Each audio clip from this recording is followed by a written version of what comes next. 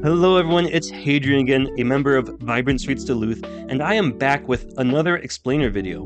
Last video, I talked about how the MIC Policy Board was on the cusp of improving MnDOT's unsafe intersection, and I talked about how even the head traffic engineer of MnDOT District 1, Dwayne Hill, said he and mysteriously absent project manager Tom Lamb agree with Vibrant Streets Duluth that their roundabout here creates unsafe movement for northbound cyclists.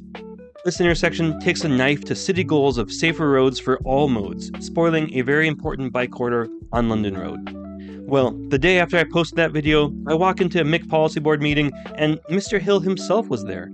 And not only had he seen my video, he then had the entire MIC Policy Board watch all 10 minutes.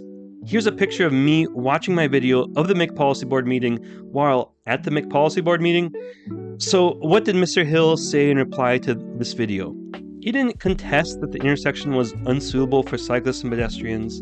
Instead, he said it doesn't matter because cyclists can take the Lakewalk. For instance, in response to my video, Mr. Hill describes how cyclists will be accommodated in exchange for a design that excludes them. But Mr. Hill actually just describes this thing, which already exists and is already an insufficient accommodation. And then this layout you saw in the video, I just want to point out a few things.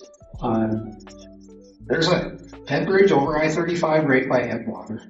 And so that pink trail that comes around the nose of the roundabout, if you're going back towards to the west, there's a shared use path from the end of that trail all the way to the overpass over I-35, which then connects down to the Lakewalk. So that's one accommodation, one half to get down on the road. Let's see where this accommodation is on this map. So here's Blackwoods, and we can go to street views. Here's Blackwoods again, and here's that line he was pointing at. Let's see where this overpass is. Is it here? No. Where is it? Keep going. It must be here somewhere. We're keeping going. Somewhere this accommodation is here. Where is it? Where is it? Where is it? It must be here. Gosh, is it even here? Oh, here it is. We got it right here.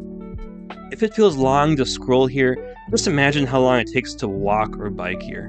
But Wayne Hill says it with a straight face, so he goes on to describe what happens on a Lakewalk. You can continue this way, and he says you can go through the Lakewalk and then diverges, and you can go under the railway bridge up here, or you can take the spur that goes up here and reconnects to London Road.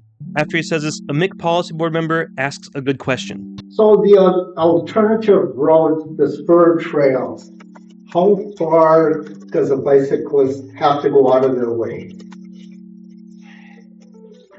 It depends where you're going, right? So it depends how you plan your route. And so if you're going down London Road to Glensheen, you're going to have to cross the street. You're going to have to go down to the Lakewalk and back up on the spur trail, which is a few hundred more feet. And then you're also going to have to find a convenient place to cross back over London Road. At 32nd Avenue East, which is down 6 blocks from this location, you could go down the Lakewalk to 32nd Avenue East and come down to London Road, and there's going to be that left turn pocket and then the median island with a crosswalk and a rectangular flashing beacon, which would make a safe place to cross. So, a half a block up to the Lakewalk and a half a block down to the Lakewalk is how far you'd have to go on your way. Mr. Hill says in response to a MIC Policy Board question that this huge backwards detour here that's 3/4 of a mile and involves branching paths and complex route planning is like half a block up and half a block down. This is a big commitment for a pedestrian or a cyclist to make just to cross, remember, a single intersection. The alternative, of course, is to cross 5 lanes of traffic, 1, 2, 3, 4, and off screen here 5, which is not fun for the walkers, bikers, or even the drivers. Even so, Mr. Hill kept insisting the Lakewalk meant they had to make no improvements for cyclists on this intersection. If you're going farther, once you get on the Lakewalk, why wouldn't you just stay there? You can go all the way to 40 if there are only 2 intersections on the Lakewalk. It's really a nice drive. This is pretty shocking. I know this can make sense on paper, but imagine telling a driver trying to get home to first go backwards, get onto Skyline Avenue, and then just stay there. It's a nice ride. The problem is, of course, Skyline is slow, not designed for fast speed, meanders, and doesn't always connect with their destination. And we maybe don't even want fast vehicles forced to be there anyway. The crux of the issue is that Mr. Hill keeps treating cycling as recreation and not as transportation. As a bike commuter, most days you want to get to where you're going as fast as you can. Since the Lakewalk is full of people walking and talking, dogs and kids, it lacks lighting, it has bikes zipping by in the other direction, it's not appropriate to go home 25 miles an hour like you put on a well-designed bike path on London Road. And more, I want to tease out some of the Mr. Hill's implicit thinking here. Is that someone going home from downtown will avoid taking London Road in order to avoid taking this MnDOT detour here. If they're starting from downtown here, instead of going to London Road, which would be the fastest route, they'll instead just get right on the Lakewalk, and then they can take the spur trail right up to London Road. This puts more fast commuters on the Lakewalk, and as they spend more time there, they have speed creeps and zip by people. This creates kind of a mismatch in policy. While the city is saying less bike commuters on the Lakewalk, the state is saying more bike commuters on the Lakewalk. In fact, put them all there. There are predictable outcomes of this unsafe intersection. Some are grisly, like death and injury. Some are sad, like more noise and air pollution, lost money, worse quality of life, and less freedom of mobility. But one predictable outcome is that bike commuters will be shunted off their preferred route, a safe, speedy London Road route, onto their suboptimal route, a safe but dog walker, unlit like Lakewalk. I mean, heck, even Jim Benning, the Director of Public Works and Utilities for Duluth, showed up to say the city supported this design.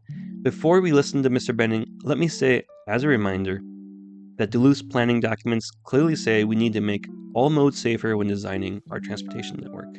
With that said, let's listen to Director Benning dagger some of the city's own goals around sustainability, cost of living, tourism, safety, multimodal streets, and more. Chair Baker, Chair Boucher, board members, my name is Jim Benning. I'm the Public Works Utilities Director for the City of Duluth.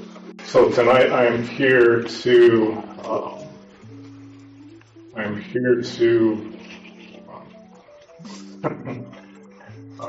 provide the city support for the TIP as drafted, in particular the London Road project, as presented, as designed. And the City Council, as my friend Dwayne has mentioned, did pass this resolution of municipal consent in 2023. And that gave MnDOT the green light to go ahead and design that. And that's it. So once again, I'm here to, on behalf of the City of Duluth, to provide the city support for the TIP as drafted. Okay, thank you. Any questions or comments? Appreciate your input, sir. You're welcome. Very much. So, the Director of Public Works is all in with his friend Mr. Hill on dangerous intersections and shunting e-bikes onto the Lakewalk. Honestly, Benning's comments are weird here. As Mr. Benning and Mr. Hill know, municipal consent happens early in projects. It's given to concepts and goals, like, for instance, that the project will adapt and improve multimodal transportation. Let's actually take a look at the tapes here. Okay, and my second question was, we talked a bit out in the hall, and thank you very much for that, about the difficulty for especially bicyclists, but also pedestrians at 26th Avenue East. Because I want to see, it just seems, even the answer seems really not just inconvenient, but unsafe to me. I think I can answer that first by saying there is a lot going on at that intersection. Of course, we are coming to a municipal consent vote, which as a council for us is really, we are saying, you know, from the City of Duluth's perspective, are we okay with this pre-design, essentially, is what MnDOT has kind of told us about, is that the design, nothing is necessarily final with every aspect of this plan, but we are kind of saying we agree with the concept of putting roundabouts at these intersections and the corridor as a whole. And so implying municipal consent here covers for them failing to meet design goals is a bit of a sleight of hand and is honestly beneath Mr. Hill and Mr. Benning. Even weirder is Benning giving city support to projects in Hermantown and nearby townships, like he does when he says he's giving the entire tip to support on behalf of the city. Honestly, I don't know who he was speaking for here. He didn't reply to my email asking for clarification, and neither did the mayor. It's a mess. Anyway, this isn't the first time City Council has either been duped by engineers with their fingers crossed, or has just on their own forced cyclists either off the road entirely, or onto sidewalks, or onto the Lakewalk. Remember how bike lanes couldn't be put into Superior Street? We needed low-efficiency on-street parking spots to turn it into the mega-vibrant Paradise Street Superior Street is today. And when City Council did this, they brought about one obvious result. The preferred route of bike commuters was given over to a few low-value parking spots, and that shunted bike commuters onto the Lakewalk, onto sidewalks, and the middle of lanes. City Council really needs to understand that denying bikes their preferred places just doesn't affect those cyclists alone, it affects everyone. You may never be on a bicycle, but hindering the flow of cyclists forces them elsewhere, and it makes no one happy. And this unhappiness has been baked into our city by decades of work by City Council, by City Traffic Engineering, and by MnDOT, like at this MIC Policy Board. I was at this MIC Policy Board meeting, and it was a humiliating meeting for board members. I told a friend about it, and they said it sounded like a Parks and Rec episode. The mayor of Hermantown threw a press recorder into the trash can and delayed the meeting to defend himself to police. There was plenty of weirdness here, like the citizen representative for Duluth having to mention that leadership could, talk with him instead of trying to remove him behind his back. I would like to bring something to the board. The last meeting, we had a very lively discussion about London Road and the responsibilities of this body. In between last meeting and today's meeting, there's been an attempt for some reason to try and remove me from this body. Please feel free to reach out. It doesn't have to happen behind my back. It's not the first time it happened to board members. It has already happened to board member McGill. And I'm just saying they're always open for discussion, but always open to learn something new about me. But the star of the show was this London Road project, which was so bad that the policy board was one vote away from allowing a humiliating and unprecedented vote of conscience. So, as we suspected, this project passed and we'll have to deal with Mr. Hill's let them eat Lakewalk philosophy of transit and project manager Tom, I let my boss talk for me at meetings, lamb for decades. No one wins, we all lose, and the process failed to respond to alarms over a period of several years. I think there are a few takeaways here. First, the MIC Policy Board should really separate TIP projects and run them as a consent agenda, instead of feeling pressured to pass bad projects via mega, too-big-to-fail packages. Imagine if a city council could only take one vote on everything on the agenda, everything yes or everything no. It would be kind of crazy. Instead, any policy board member should be able to have a project taken off the consent agenda to have its own vote. I think the MIC Policy Board should reflect on whether this would better enable them to guide the MIC's purpose, as listed in their own bylaws. The MIC's goal is to embrace all modes of transportation. The concern is that MnDOT, for this London Road project, didn't do due diligence at this. And so MIC Policy Board members who think so too should be able to register dissatisfaction on this or other projects. And it spoils a policy board's oversight when every single project is mega bundled into this single do-or-die vote. Second, the MIC Policy Board should ask ARDC to record audio and video and upload them in a timely manner online. They already use Teams for every meeting, so this would just be the click of a button. This would prevent the co-chair from suggesting that the MIC thrives in the shadow when he throws away press recorders or suggests that the audience shouldn't be allowed to record audio, and would prevent him from ever holding the meeting again. Third, I'd hold a vote of no confidence in the co-chairs. It sounds like they've led a movement from behind the scenes to remove at least one policy board member without even talking to them. What do the other policy board members think of that? At this meeting, the leadership behaved in a manner indecent to public service, including threatening to call the police on a member of the press. I think the board should discuss this and reestablish by vote whether this is okay. Fourth, it's clear the engineers leading these projects don't actually have the cycling expertise to be making local planning decisions about cyclists, and that MnDOT needs a District 1 cycling unit in order to achieve state and local goals, and that includes the MIC's own goal of embracing all modes of transportation here. Relying on the central bureaucracy office in the cities for a cycling unit is bizarre. And fifth, Duluth City Council, including the two on the MIC Policy Board, need to take a stand for bikes and pedestrians for everyone's sake. There are more cyclists than ever, in part because e-bikes, they're wonderful. If you're an older resident, they're a godsend of joy. If you want to delay a first or second car, they'll build you wealth.